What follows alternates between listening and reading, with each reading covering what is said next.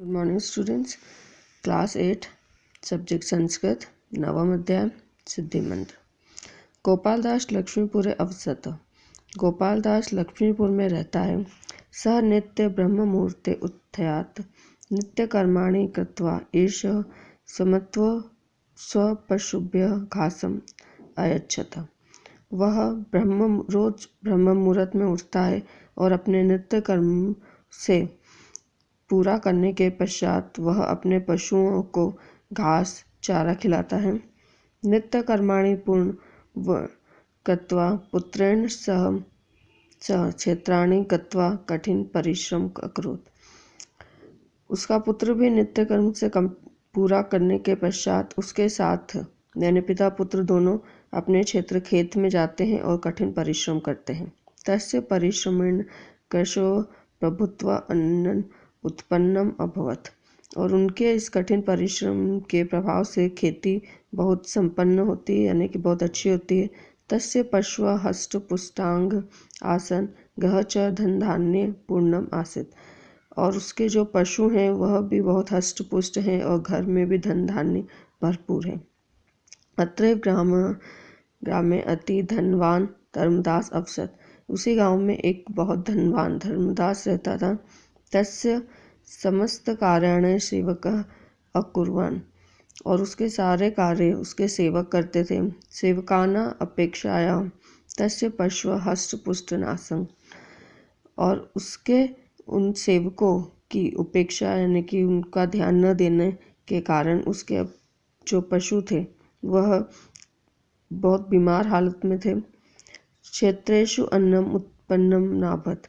और उसके क्षेत्र में यानी खेत में भी धन जो अनाज उत्पन्न होता था वह ठीक से नहीं हो पा रहा था। तस्य जीवनम अभावग्रस्त आसित। और इस वजह से उसका जीवन अभाव यानी कमी में निवास कर रहा था। एकदा वनात् प्रत्यागत गोपालदास स्वगृह उपविष्ट धर्मदास दुर्बल खिन्न च दृष्ट्वा अपृच्छत् मित्र धर्मदास। एक दिन वन में घूमते हुए गोपालदास को बहुत ही धर्मदास दिखा जो बहुत ही बुरी हालत में था। वो बहुत कमज़ोर और देखने में गरीब दिख रहा था, तो इसलिए उसने आवाज़ लगाई, मित्र धर्मदास चिरादृष्टोऽसि कि तुम केनापि रोगेण ग्रस्त। कि तुम किस रोग से ग्रस्त हो। येन एव दुर्बल असि। जिससे तुम दुर्बल हो गए हो, कमज़ोर हो गए हो। धर्मदास प्रसन्न मुख तम अवदत। धर्मदास ने उसे देखकर प्रसन्न मुख से कहा, हे मित्र कि हे दोस्त, न परम निर्धना अधुना एवं सज्जातः। हे मित्र, मैं किसी रोग से ग्रसित नहीं हूँ, पर मुझे धन की कमी और अपने घर में धन धान्य का अभाव। अहम चिंतयामि केनोपायेन मंत्रेण तंत्रेण व संपन्न भेयम्। यही चिंता है कि लेकर मैं इस वन में घूम रहा हूँ, जिस वजह से मैं किसी भी मंत्र तंत्र की सहायता से मैं फिर से संपन्न हो जाऊँ। गोपालदास तस्य निर्धनताया कारणतः तस्य आलस्य इति विचार्य एवं अखवत मित्र धर्मदास। गोपालदास ने जब उसे इस हालत में देखा तब वह उसकी इस हालत का कारण उसके आलस का समझ गया था, पर उसने कहा नहीं।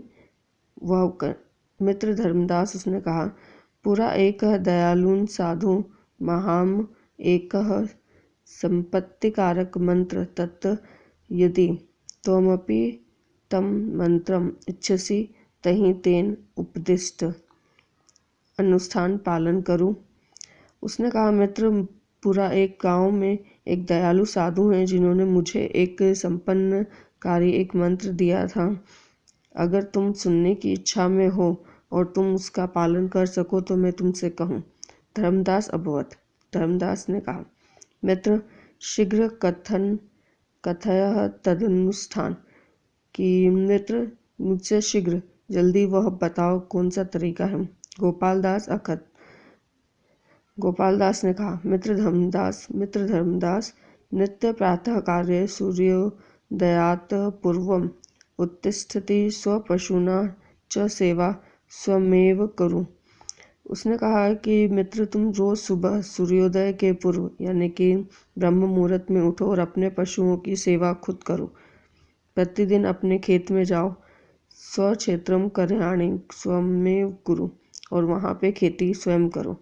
अनंतर एवं अनुष्ठानेन प्रसन्न स दयालु साधु वर्षांते अवश्य तंभु सिद्धि मंत्र दास्यति। ऐसा करने पर 1 साल पश्चात तुम्हें वह साधु खुश होकर अवश्य ही मंत्र बताएंगे। खिन्न धर्मदास वर्ष पर्यंत यथोक्तम अनुष्ठानम अकरोत्।